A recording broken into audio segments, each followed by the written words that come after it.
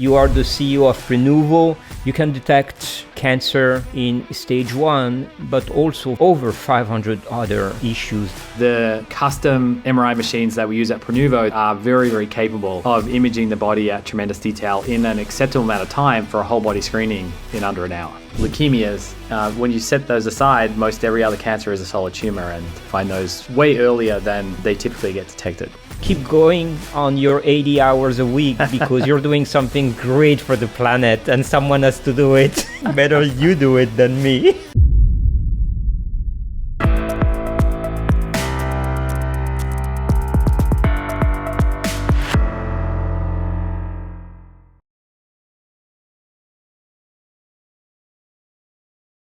Thank you for joining. I'm so happy to have you today.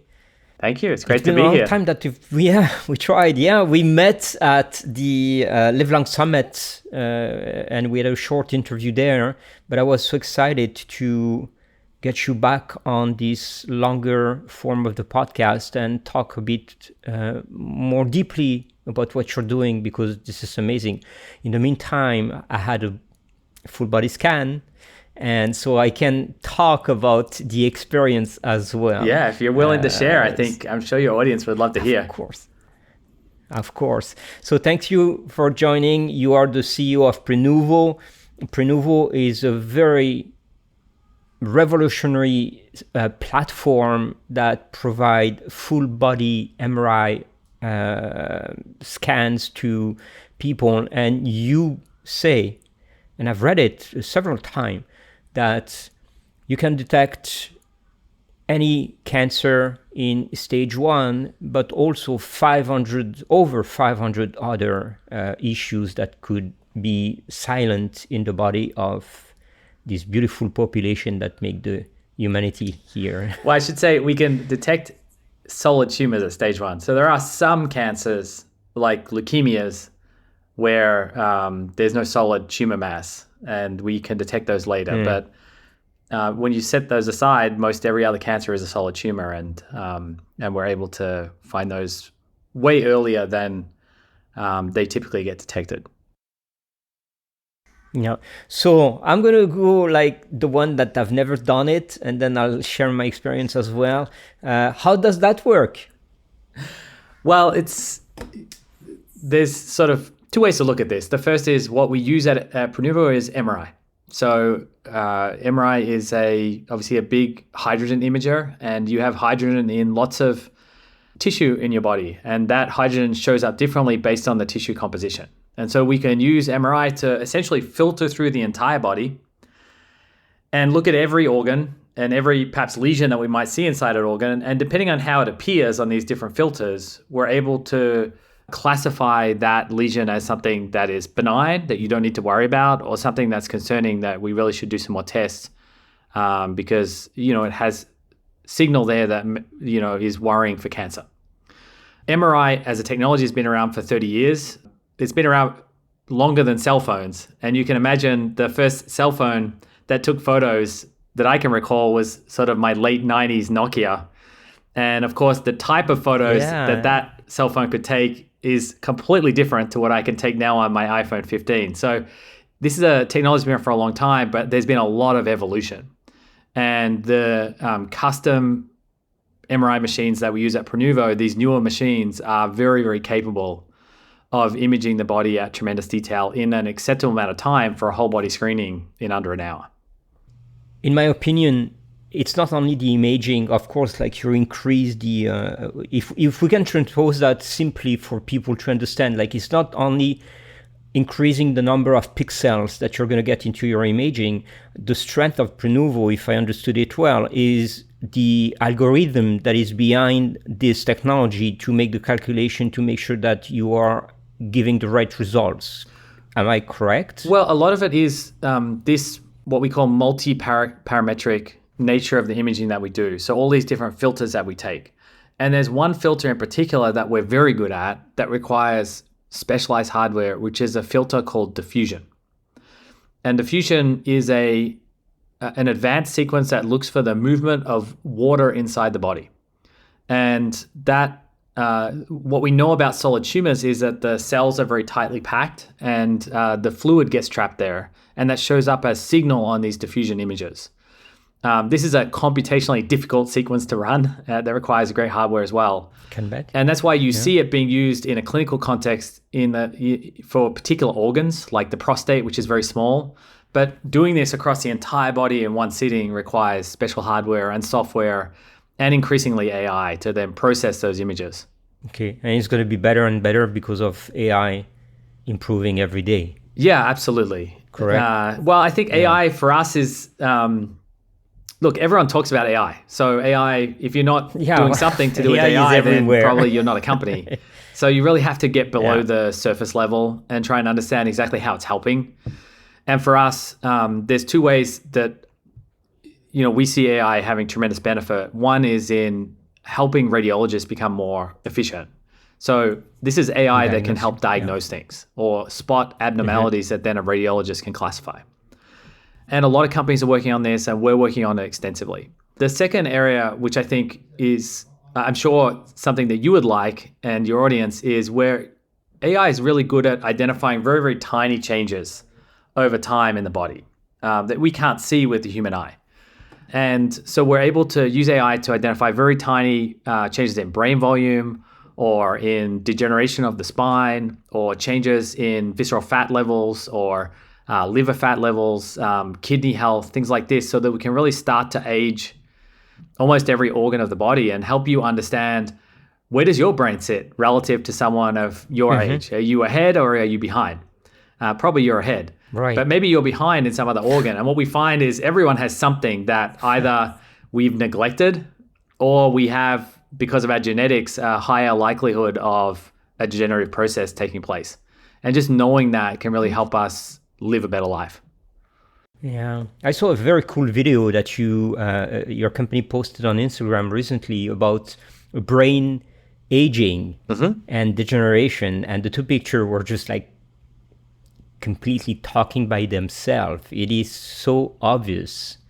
I love to see that inside. Like, we never explored the internal biology of human that way. This is what I'm very seduced with at Prenuvo. Now I'm going to jump into a very controversial question. Why you do that? Why you do all these things? Yeah, why are you trying to save lives? Me as an individual? Well, to be honest, I started the company because I was on search for answers for my own health. So I'm unlike you, I am a sort of overworking entrepreneur who doesn't eat well and probably doesn't sleep as much as I should. And, I haven't yet figured out the secret of balancing all these things. And so when I entered my 40s, I remember looking in the mirror and thinking, well, I'm doing all this stuff for a better future. Am I going to be around? How do I even know that that's a good trade-off?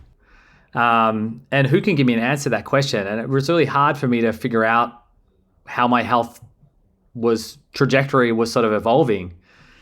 And I ran into some MRI physicists that were building these incredibly complex scans. And when I did the first one, I just felt like I was getting the closest thing to a Star Trek experience. They went through every organ of my body as you experienced, and what do we see and what do we don't see, and if we see something, what should you do about it? And it just felt like that should be at the center of healthcare. And so I've dedicated the last 5 or 6 years of my life to then bring these scans to as many people as possible. And along the way, we've saved thousands of lives. And I feel incredibly privileged and blessed to be running a company that's doing that. And I often joke with the radiologists and physicians that work with us that I feel like I'm getting all the upside of being a doctor. We're all collectively saving lives, but I didn't have to go to med school for 10 years. Yeah, it's true. You're right, because we're all expecting that you were a doctor and you went into that path, but you're not. You're from a different world, and you just realized that our healthcare system was kind of broken, because you said somewhere that until we tell you that you're sick, no one knows what is happening in your body. Yeah, I mean, a lot of conditions are asymptomatic until they're advanced. And as humans, we are also very bad at recognizing small changes to our health over a long period of time. So it's so common that we'll find someone that has horribly advanced, digestive conditions, for example. And this is a process that's probably played out over 20 years. And they didn't know that their bowel function was changing a little bit day by day, month by month, year by year. Yeah. And so they woke up feeling like they were normal and fine, but they weren't fundamentally the same person that woke up 20 years earlier. And these scans sort of help us overcome our own biases about how healthy that we are, and just cut to the chase and look inside and see what's going on or not going on, and provide therefore patients with peace of mind. Yeah, I love it. And you project your spirit into your company's culture as well, from what I heard. You show up in meetings very happy, enthusiastic and everything, so people are happy to work with you. But there is one story that was told to me about one of your sales manager, director, or vice president. I don't want to, title doesn't mean anything anyway, but someone in sales that came actually from the other side of the border and then ended up working with you. Can you share that story? Or are you know who I'm talking about? I'm not actually. No, I would love to. Okay. Yeah, that sales lady, she actually went for a body scan and she discovered that she had a cancer. And because of that, she went through all the process and she cured it. But she was so convinced that she became one of your salesperson. Yeah, no, I do recall this person actually. She's a salesperson in California. It's incredible. We're a mission-driven company, so everyone in the company is excited for the impact that we're having. As much as we're able to, when we discover that we've saved someone's life, we appropriately anonymize that and we share it with the entire company, and that's sort of a high five moment for all of us. And in the early days, that happened maybe once every week or two, and now it's happening multiple times a day, and it's tremendously energizing. And we start to get people also that have worked, have tremendous experience, but have had their lives affected by cancer or disease, and just want to apply themselves into, to a company that has mission alignment with the things that are important to them. So, it's cool. Yeah, it is cool. Yeah. It's life on purpose. It's incredible to have just such a devoted group of folks working towards this singular goal to really transform healthcare. Yeah, and it's not doing very well. Yeah, and unlike most health businesses where you have the doctors and then the bureaucracy, I think we're one team, and everyone is so excited to learn about everyone who's not a doctor is excited to learn about sort of the medical aspects of the service, and my doctors are very curious about how we expand the company and really sort of build this totally new category of healthcare. Completely. And I think that's also a new model for running a healthcare business. Yeah, absolutely. And talking about expansion, I've seen yesterday that you have a new facility that just opened up this week, I think, or this month. We just opened in Houston, and I think we're open in 13 locations now, and almost every month for the rest of the year, we have another location opening. So the goal is in 12 months' time, we have a location that's within a comfortable driving distance of most people in the US. Right. And that's kind of incredible, because some of the heartwarming stories that we hear are people that, they tell us that they left home 24 hours before the scan to drive across 3 states to go and get one. So we're really excited to bring it a lot closer to people that care about their health. It's super interesting because when I did my body scan and I posted that on my story, I got a couple of people asking me, "Oh, where is that? What is it?" And they said, and one of the guy that I know for years is from Israel, and he goes like, "Okay, I'm going to fly in during the summer. How does that work to take appointment and things like that?" So people are really willing to do the move to go toward that.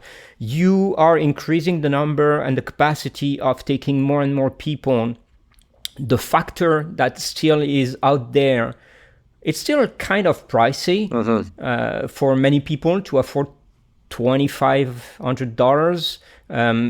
But do you think that because of all the location and the more and more people that are going to attend and to do that, and it's going to be probably one day hopefully, I pray for that, recognized by insurance. Yeah. What's your perspective on that? What's your mission on that, in that direction? Yeah, no, you're spot on. We're really doing two things. The first is we're working hard to scale up the business. Obviously, the bigger the business is, the more we can sort of spread fixed cost over more patients, and that helps us bring the price down. We're also working to bring the scan time down. So it used to be, in fact, when I got my scan, it was 1 hour 20. And in the last 6 years, we've brought it down to about 45 minutes now. 45 minutes, and that's what I got. And that's enabled us in the last 10 years to never change the price. So think of how much inflation that's happened in the health system at large. Right. We haven't changed our price for 10 years. So we've sort of effectively... And you have increased the... Yeah. Yeah, and you have increased the capacity, the people around the service as well. Correct. So, and the scan has not only become faster, but also it's become more comprehensive during that period of time. So I think that trend is going to continue, and we will work towards bringing the price down, as we continue to grow the business. At the moment, we offer cancer screening for $1,000, so that's a lot less expensive than the examination that looks for all the other diseases at the same time. So if people are primarily concerned about cancer, then that's one alternative that's a lot less expensive. The second thing that we're working hard on is actually establishing evidence to then go to health systems and eventually have these scans covered. So we kicked off a 100,000 person clinical trial just two months ago in Boston, Massachusetts. We start there. We're expanding it to other locations as well.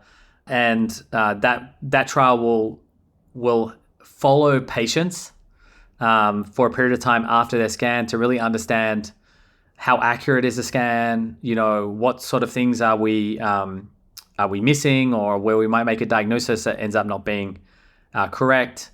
And these are all important data points for eventually having these scans covered by insurance. But we, in our clinical practice of now 15 years, we feel pretty confident that what those studies will show is that these techniques that we're using are equivalent to other standard of care screening in terms of accuracy, and therefore we hope should be covered just as those other standard of care screening techniques like breast screening or prostate screening or colon cancer screening are already covered by the healthcare system.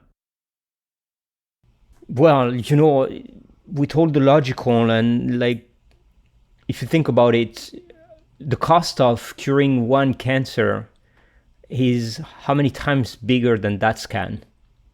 Well, there was a paper that was published a few months ago that showed if you added it all up, the saving from catching cancer at stage 1 versus average stage of detection was in the trillions of dollars.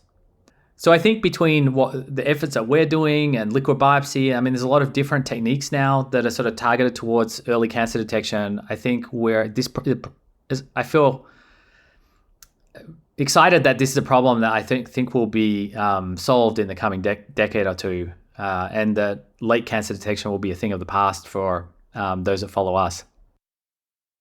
Hopefully. And let's pretend that we're living in a world where there is no cancer anymore. What would be the next things that you have to target? Heart disease? Well, by the way, that's part of the problem of these these economic studies of impact, because of course, if you were going to die from cancer and we catch the cancer and we save your life, doesn't mean that you're not going to die. It means there'll be something else probably. And so You're right, it is a moving target. What's great about these scans is the comprehensive nature of them, that we're able to screen for other life-threatening conditions like aneurysms entering the body and a long tail of other things. And we're at the moment working on cardiac techniques as well that we hope to introduce into the product in the next year or two. And that will help us also cover or provide patients with a sort of a risk profile for cardiovascular disease that would then, help them make sure that they got further testing if it was appropriate and they showed up as high risk. I see. But yeah, that would be the next biggest cause of death would be cardiovascular disease after cancer. Definitely. Yeah, definitely. Yeah. talking about prevention, and what I do love talking about is longevity in general. When I did my body scan, so I wanted to come over and be completely blind and experience it. So I was surprised that it was only 45 minutes. I was surprised that you have a TV that you can watch when you do your scan, so you don't get too bored. But it could be a good excuse to do 45 minutes of meditation, but some people don't want that. But when I got my results, I was thinking that I would get, like, those DEXA scan that you get body fat and all these things, but you don't integrate those values for a reason. We collect them. We're working towards FDA cleared product where we can start sharing those with patients. Yeah. So the good news, the bad news is we couldn't provide them to you yet. The good news is we collected all of the information that will enable us to compare you in the future against the scan that you just did, and help you understand how the different fats in your body, so liver fat, pericardial fat, visceral fat, subcutaneous fat, how these are changing your muscle volumes of all the major muscles, how that might be changing, and then your organ volume and how that might be changing. And organ volume in particular is a really interesting one, because standalone, it doesn't really tell you that much, because we all are unique, and some people have big livers and some people are small. But when you have longitudinal information, it can be very important medically to understand that an organ might have increased or decreased in size. And oftentimes we can identify things like viral infections just by understanding that the spleen has sort of doubled in size from one scan to the next. Right. Right. So this is helpful for longevity, but it's also helpful to make the scan more accurate over time. Yeah. Well, for me, it was more like having, there's two factors that are really predictors of longevity: VO2 max and the muscular mass, which fall, in a way, knowing your body fat and your visceral fat is an important factor. So as I'm obsessed by that, I was just like, oh, that would have been so cool if I know that I increased my muscular mass in the last year and I reduced my body fat. But we'll be able to do it.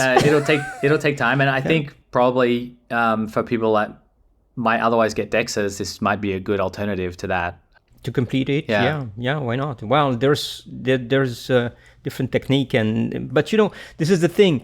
What I do like about Prenuvo is, like, I'm not a big fan today of all tracer and data and everything. I used to wear all these wearable, but today I don't anymore, because we become so obsessed that we actually create oxidative stress by trying to get so many data. So maybe you could keep not telling people everything.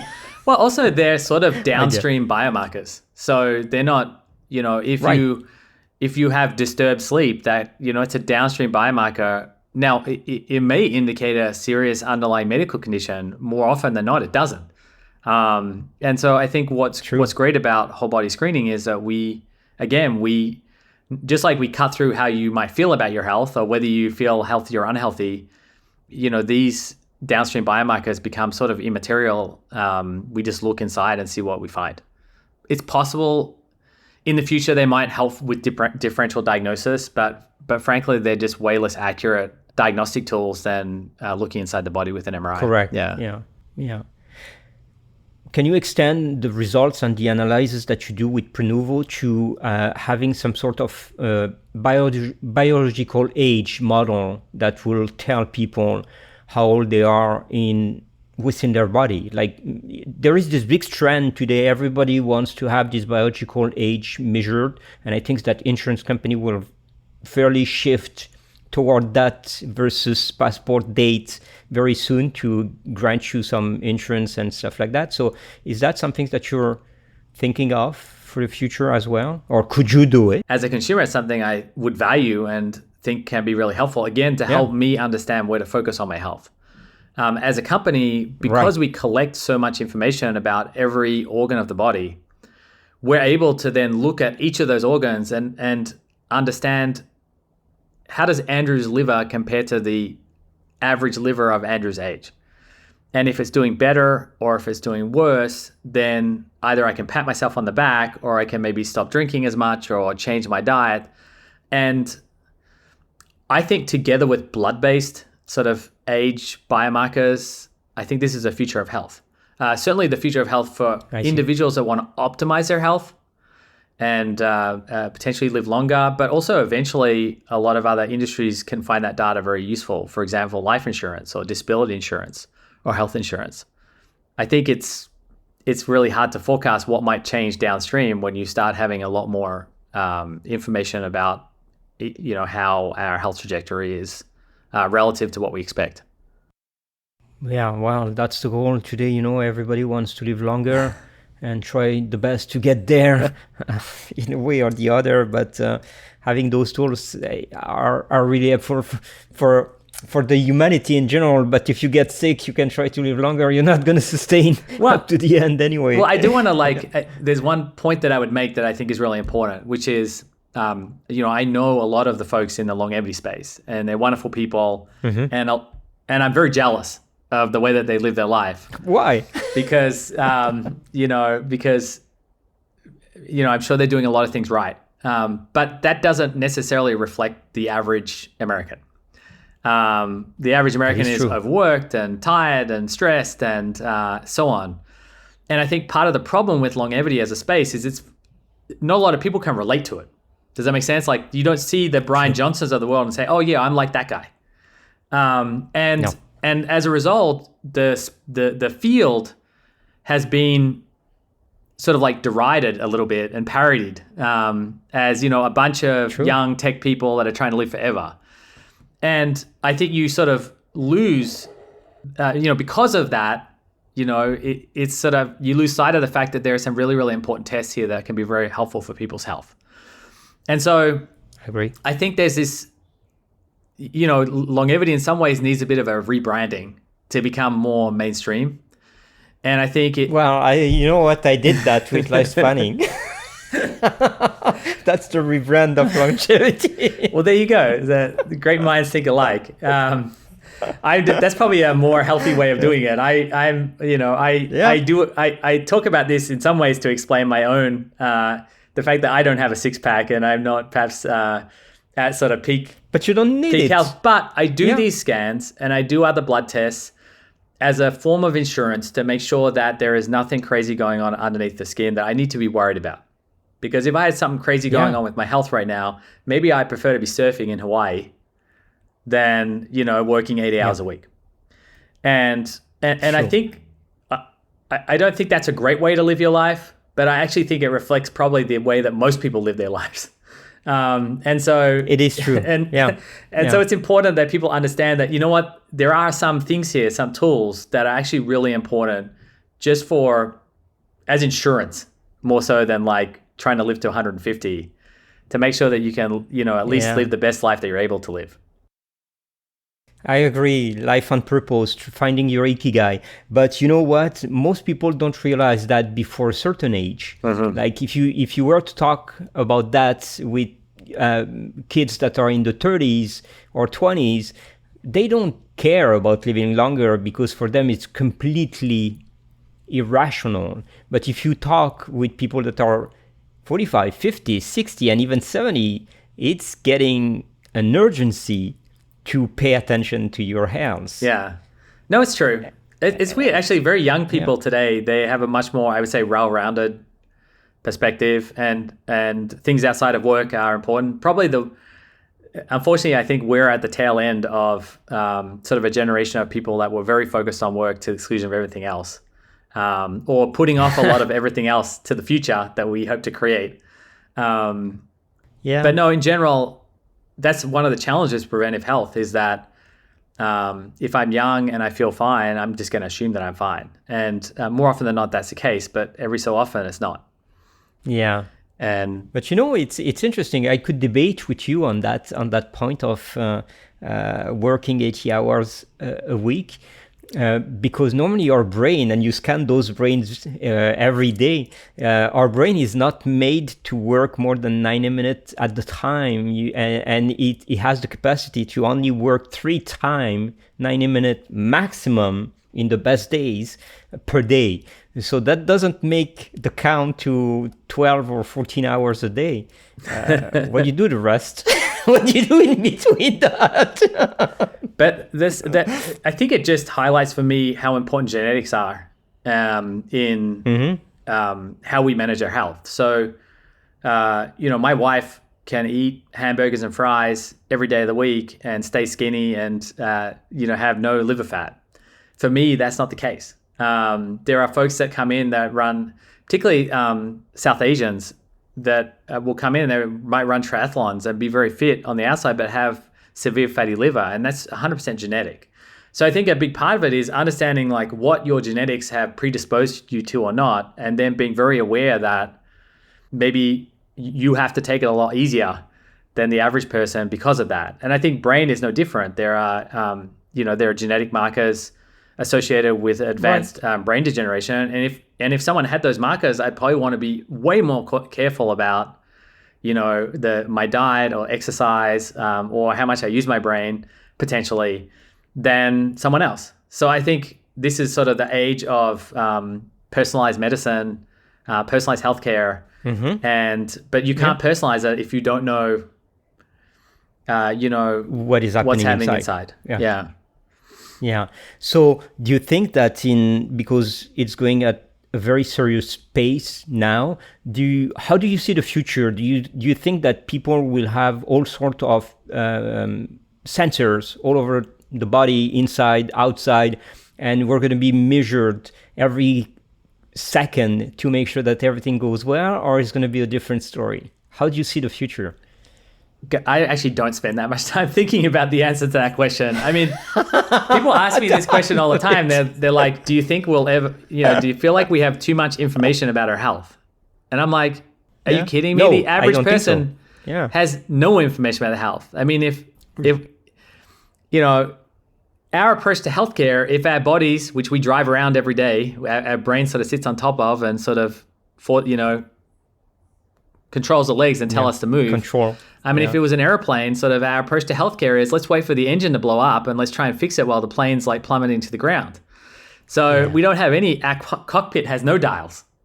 So, I'm very focused on helping people get some really important dials on their sort of personal health cockpits. And, I just think we're so far from this age, we're going to have too much data. We are? Yeah. Are we so far? I believe so. Yeah. So for the average person, again, I don't speak of Brian Johnson and no, but it's an exception. Yeah, Brian is really an exception. He's from a different world. He's not doing what anybody else is doing. But let's go back to the humanity as we are today. So you're helping people to get some sort of a picture of their health. I was saying just before you jumped in that, when you go for a body scan like that, you have this anxiety that is generated by I'm going to get as results. Yeah. Mine were clear, were cool, but is this something, the psychological aspect of it, is it something that you want to develop to push more in a certain direction with your company as well? Well, no, I think it's something that changes as a result of scaling out whole body screening, because that fear and anxiety that you feel, it wasn't created by you. It was created by the system that you live in, that, a healthcare system that is so reactive that anytime you set foot inside a hospital, anytime you are rendered a medical diagnosis, it's automatically a scary thing. So why would you want to learn anything about your health? Because that's my point of reference. Very few people get diagnosed with cancer at stage 1. Over 90% of the cancer that we find is stage 1. So if you are coming in for an exam, of course you're going to be concerned that you're going to learn something that's life-changing. And the likelihood of that is way lower than you would think. What you end up receiving is just tremendous insight into your health that you can then take to live a better life. But that's been created by the healthcare system. And I think if we get more and more people scanned, and if these ever became part of standard of care, our entire relationship with disease would change completely. And I think that's really exciting. True. It would be, when the change oil light goes on in my car, I don't have a heart attack. I go and change my oil. Yeah. It's the same. It's the same principle for your body. If we say, like your liver fat's going up a little bit, okay, cool. I'm going to change my diet. Versus, oh, by the way, the typical diagnosis today might be you're in liver failure. Well, that's a scary thing. Really, yeah. Yeah. Very intelligent response. I love it. Very cool. Tell me, how often people should do those scans?